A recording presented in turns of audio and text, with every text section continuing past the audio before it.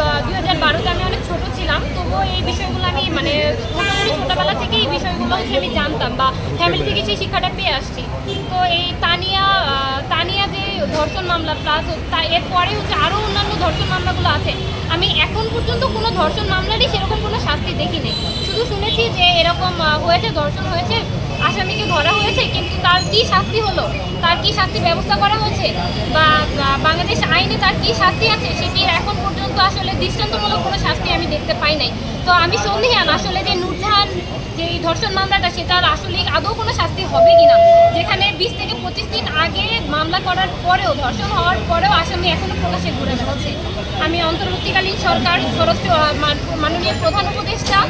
আমাদের স্বরাষ্ট্র উপদেষ্টা, আইন উপদেষ্টা সকলের কাছে বিনীতভাবে অনুরোধ করছি, আমাদের ছোট বোন নূরজাহান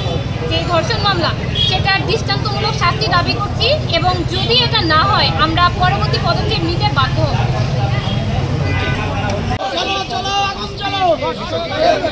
ধর্ষকের বিরুদ্ধে ফাঁসি ফাঁসি ফাঁসি চাই, ফাঁসি ফাঁসি চাই, রশি লাগলে রশি নেই,